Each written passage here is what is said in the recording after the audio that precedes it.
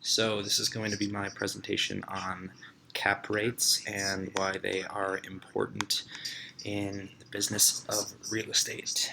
So we're going to go ahead and start out with what is a cap rate specifically. So in simple terms, a cap rate, or it's short for capitalization rate, is the NOI of a property divided by the sales price of that property. So NOI is the net operating income.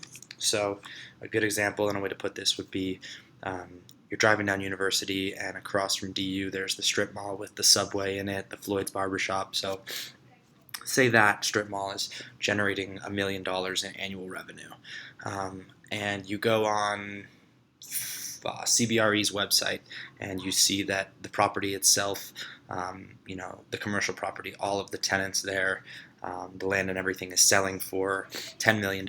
So if it's generating $1 million in annual revenue, you take the $1 million, divide it by 10 million, and you get 10%. So that property would have specifically a 10% cap, is what it would be called. So why are cap rates important, or why is a cap rate important? So first of all, it allows a buyer of a property a quick snapshot of their potential investment. So it's not necessarily a direct return on investment. You can see down here, cap rate and cash on cash return would be the same if the sale was made in cash. So the majority of commercial real estate transactions are not made with a complete cash sale. You don't walk up and say, hey, here's $10 million in cash, let me buy your property. Normally you do a 25%, 75% equity debt split. So you raise equity for 25% and then you borrow 75% of the money. So you would raise you'd raise $2.5 million, whether it's through family and friends or a very rich venture capitalist investor, and then the 75% you would borrow from the bank. So that is where cap rates get a little bit confusing.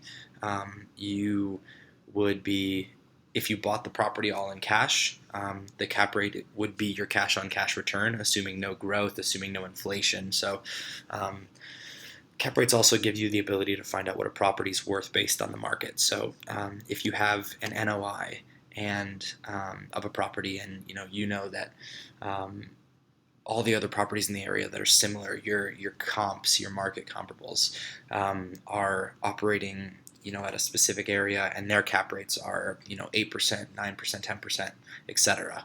You can take that, and then you can take your NOI and multiply it by your cap rate and get your sales price. So we'll go into that more here.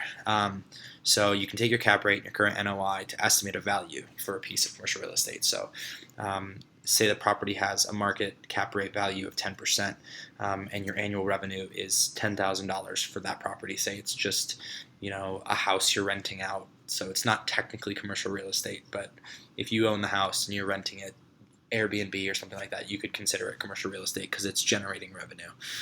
So you're going to take the NOI and you're going to multiply it by the cap rate, and you get the value.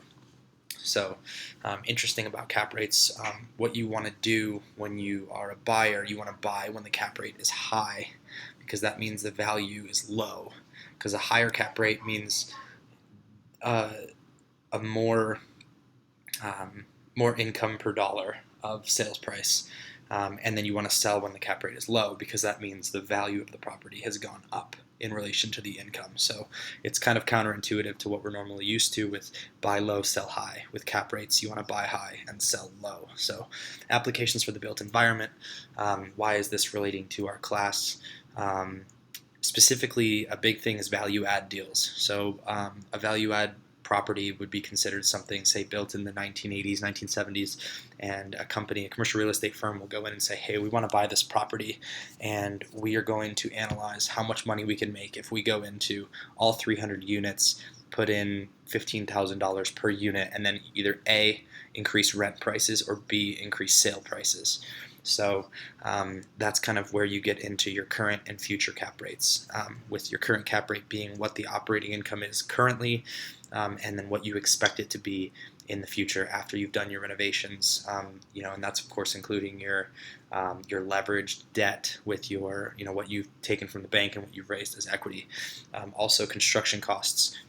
So when an owner meets with an architect and a contractor, they're constantly, making sure that their prices are as low as possible, so they can take the cap rate, and essentially get it lower or get it higher because the value of the property goes down.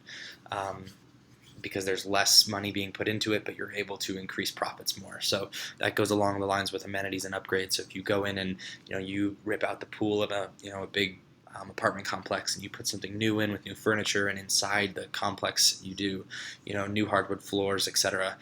All those things affect your cap rate currently and in the future. So overall, the cap rate is a really important piece or part of the commercial real estate game. I hear it 15, 10, 20 times a day throughout meetings and such when I'm overlooking new deals for acquisitions here at my internship. So if you haven't understood cap rates before, hopefully this has helped you.